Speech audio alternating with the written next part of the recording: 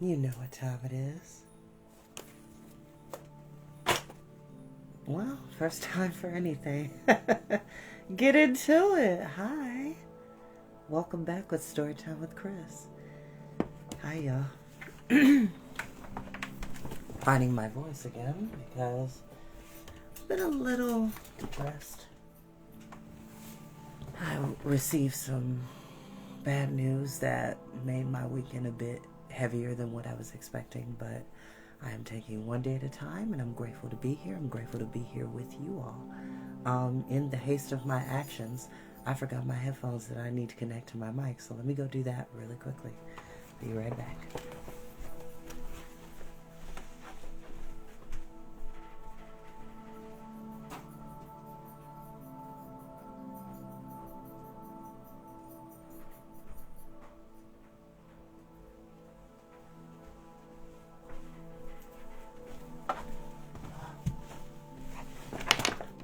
Alrighty. Okay, hold on. Let me get this fixed. Goodness. Okay, that's a little too high. There we go. Alrighty, as I always say, you don't have to watch these videos when they go live. You're more than welcome to watch them in your nap time, downtime, max relax and chillax time, mean time, in between time, scheme time, study time, break time, corporate time, CP time, any time that you want to hear a highly animated voice bring you wonderful stories of magic, science fiction, fantasy, adventure, and many, many more in between. And we are back with Lemony Snicket's a series of enforcement events. I owe you all an extra chapter, so I will try to do my best to get that to you this Thursday. So there'll be 2 readings on Thursday instead of just 1. Same deal for Facebook with The High King, which actually, as I think about it, we are probably about to finish that story and go on to our next novel. Which I'm actually kind of torn because I want to read 3. Well, technically, I am reading 3 books, even though I need to get back on reading Stuart Little on Sundays. I've just, like I said, this past weekend, I haven't had the motivation or energy to be on, if that makes sense. And as I always say, kids, it's okay to be sad. It's okay to have a rough day. It's okay to not want to talk and be on for others, but that doesn't mean that you love them any less. That does not mean that you don't love life. It's a little bump in the road. That's all it is. So, without further ado, we're going to go ahead and get started. Hold on one second. Oh, sorry. Throat was parched. Okay. Chapter 5. Until dawn comes, we cannot speak. No words can come from this sad beak. My head is spinning again, Violet said, holding the scrap of paper so Klaus and Sunny could see what was written on it. My legs are all wobbly and my body is buzzing, like I've been struck by lightning. How in the world did Isadora get another poem in here? We made sure that one of us was watching the tree at every moment. Maybe it was here yesterday, but Hector didn't see it, Klaus said. Violet shook her head. A white scrap of paper is very easy to see next to all these black feathers. It must have arrived here sometime in the night. But how? How it got here is the least of our questions, Klaus said. Where are the quagmires? That's the question I want answered. But why doesn't Isadora just tell us? Violet said, rereading the couplet and frowning, instead of leaving us mysterious poems on the ground where anyone could find them. Maybe that's why, Klaus said slowly. Anyone could find them here on the ground. If Isadora simply wrote out where they were and Count Olaf found the scrap of paper, he'd move them. Or worse. I'm not that experienced with reading poetry, but I bet Isadora is telling us where she is and her brother are. It must be hidden somewhere in the poem. It'd be difficult to find, Violet said, rereading the couplet. There are so many confusing things about this poem. Why does she say beak? Isadora has a nose and a mouth, not a beak. Crah, Sunny said, which meant she probably means the beak of a VFD crow. You might be right, Violet agreed. But why does she say that no words can come from it? Of course no words can come from a beak. Birds can't talk. Actually, some birds can talk. Which, fun fact, children, there are lots of variations of birds in the world that can talk. Crows, ravens, an African gray, the Galapagos parrot, certain forms of finches. There are lots of amazing creatures in this world that can do speech, learn speech, I should say. But we often don't get to see them because they're in the jungle, or the rainforest, or the desert. It all depends. It all depends on where they're at. Anyway, back to the story. Actually, some birds can talk, Klaus said. I read an ornithological encyclopedia that discussed the parrot and a mynah bird, which both can imitate human speech. But there aren't any parrots or mynah birds around here, Violet said. There are only crows, and crows certainly can speak. And speaking of speaking, Klaus said, why does the poem say, until dawn comes we cannot speak? Well, both these poems arrived in the morning, Violet said. Maybe Isadora means that she can only send us poems in the morning. None of this makes any sense, Klaus said. Maybe Hector can help us figure out what's going on. Lapper, Sonny said in agreement, and the children went to wake up the handyman, who was still asleep on the front porch. Violet touched his shoulder, and as he yawned and sat up, the children could see that his face had lines on it from sleeping on the picnic table. Good morning, Baudelaires, he said, stretching his arms and giving them a sleepy smile. At least I hope it's a good morning. Did you find any sign of the Quagmires? It's more like a strange morning, Violet replied. We found a sign of them, all right. Take a look. Violet handed Hector the second poem, and he read it and frowned. Curiouser and curiouser, he said, quoting one of the Baudelaire's favorite books, and one of my favorites, too. This is really turning into a puzzle. But a puzzle is just something you do for amusement, Klaus said. Duncan and Isadora are in grave danger. If we don't figure out what these poems are trying to tell us, Count Olaf will... Don't even say it, Violet said with a shiver. We absolutely must solve this puzzle, and that is that. Hector stood up to stretch and looked out on the flat and empty horizon surrounding his home. Judging by the angle of the sun, he said, it's just about time to leave. We don't even have time for breakfast. Leave? Violet asked. Of course, Hector said. Are you forgetting how many chores we have ahead of us today? He reached into the pocket of his overalls and pulled out a list. We begin downtown, of course, so the crows don't get in our way. We have to trim Mrs. Morrow's hedges, wash Mrs. Lesker's windows, and polish all the doorknobs at the Forhugen family's mansion. Plus, we have to sweep all the feathers out of the street and take out everyone's garbage and recyclables. But the Quagmire kidnapping is much more important than any of those things, Violet said. Hector sighed. I agree with you, he said, but I'm not going to argue with the Council of Elders. They make me too skittish. I'll be happy to explain the situation to them, Klaus said. No, Hector decided. It'll be best to do our chores as usual. Go wash your faces, Baudelaires, and then we'll go. The Baudelaires looked at one another in dismay, wishing that the handyman wasn't quite so afraid of a group of old people wearing crow-shaped hats. But without further discussion, they walked back into the house, washed their faces, and followed Hector across the flat landscape until they reached the outskirts of town, and then through the uptown district where the VFD crows were roosting until they reached the downtown house of Mrs. Morrow, who was waiting in her pink robe on her front porch.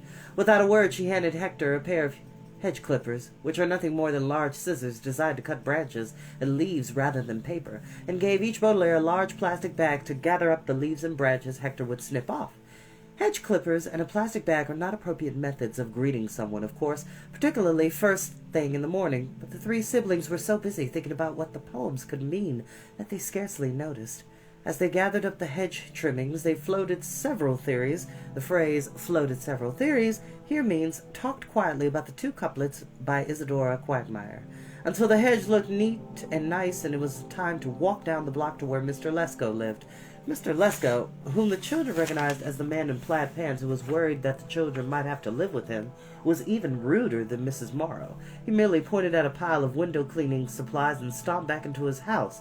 Once again, the Baudelaires were concentrating on solving the mystery of the two messages that had been left, and scarcely noticed Mr. Lesko's rudeness, which, by the way, first and foremost, that is incredibly rude. Whenever somebody comes up to you, you should always be polite enough to say, hey, how you doing? Good afternoon, good evening, good morning. And even if you don't feel like it, and especially if you're like walking, you don't feel like talking to somebody, just give a slight nod and just keep moving. If you don't feel like talking, it's okay, but I don't know, that's one of my biggest pet peeves, and in the job that I love and work at, there are oftentimes people who will come into the restaurant and not even give me a friendly hello. And I oftentimes have to politely, and I repeat politely, correct people and repeat my question, how are you? And then conversation can begin. I had to get that off my chest, because it is one of my biggest pet peeves. I don't do rudeness towards other people, it's just, it burns me up. Violet and Klaus each began scrubbing dirt off a window with a damp rag, while Sonny stood by with a bucket of soapy water and Hector climbed up to clean the windows on the second floor. But all the children thought of was each line of Isidore's confusing poem until they were finished with the windows and were ready to go to work on the rest of the chores for the day, which I will not describe for you. For not only because they were so boring that I would fall asleep while writing them down on paper, but because the Baudelaire orphans scarcely noticed them. The children thought about the couplets while they polished the Verhoeven doorknobs, and they thought about them when they swept the feathers from the street into a dustpan that Sunny held while crawling in front of her siblings, but they still could not imagine how Isidore managed to leave a poem under... Oh, that's an odd... There's a printing mistake in my, book. Okay. I'll start again. How Isidore managed to leave a poem underneath Nevermore Tree. They thought about the couplets as they carried the garbage and recyclables from all of VFD's downtown residents, and they thought about them as they ate a lunch of cabbage sandwiches that one of VFD's restaurant owners had agreed to provide as his part in the village's attempt to raise the children. But they still could not figure out what Isidore was trying to tell them. And as an aside, as I think about it, a cabbage sandwich, with a little bit of hummus, maybe some Italian dressing or French dressing, with wheat bread. I don't know, it just sounds good. I've never had it, but maybe that could be something I could experiment in the future. I'm not sure. We'll see. And yes, I have an immense amount of new growth on my forehead. Please do not judge me.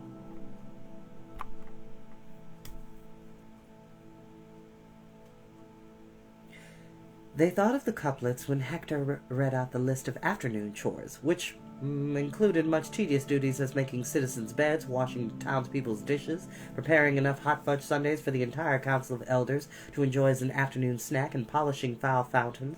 But no matter how hard they thought, the Baudelaires got no closer to solving the couplets' mysteries.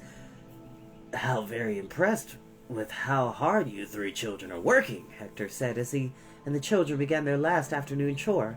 Foul Fountain was made in the shape of an enormous crow and stood in the middle of the uptown district, in a courtyard with many different streets leading out of it.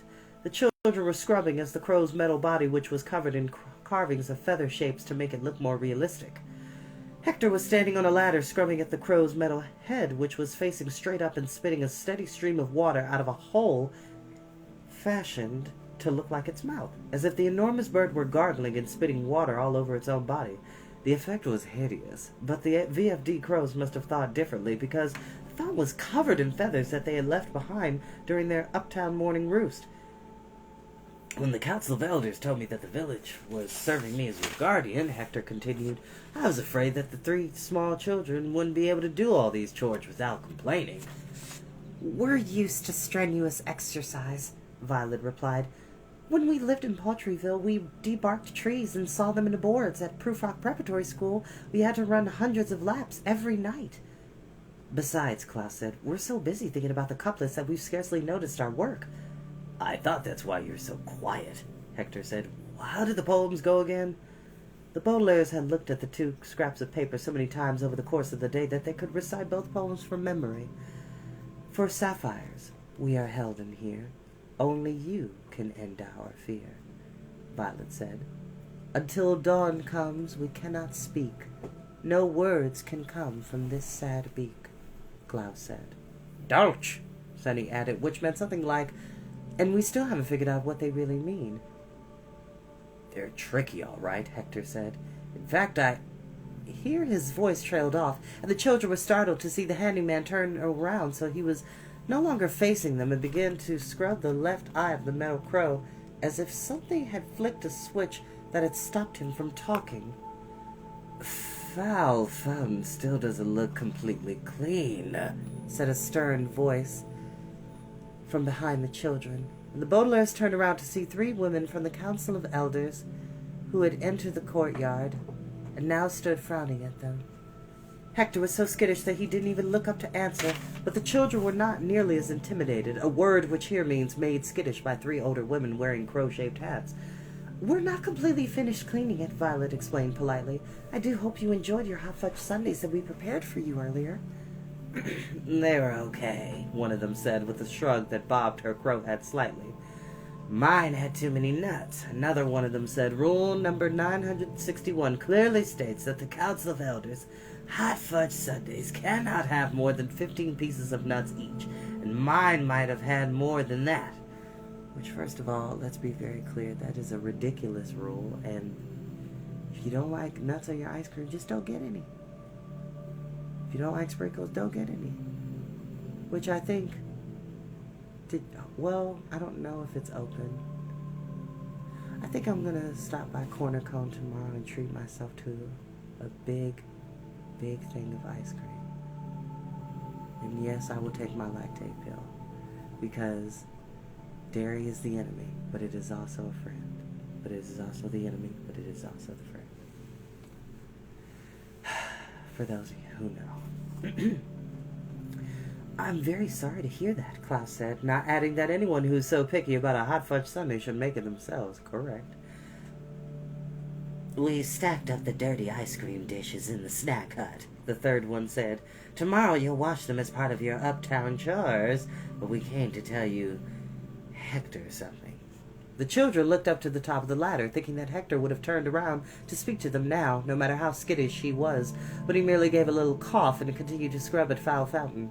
Violet remembered what her father had taught her to say when he was unable to come to the phone, and she spoke up.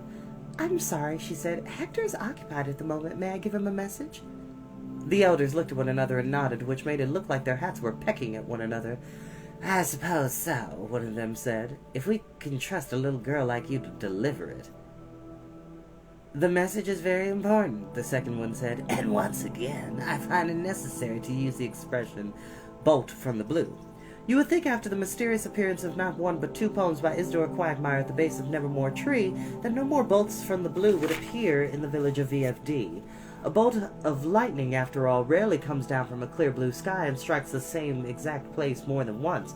But for the Baudelaire orphans, life seemed to be little less than bolt after unfortunate bolt from the blue, ever since Mr. Poe had delivered the first bolt from the blue and telling them that their parents had been killed, and no matter how many bolts from the blue they experienced, their heads never spun any less, and their legs never got less wobbly, and their bodies never buzzed any less with astonishment when another bolt arrived from the blue.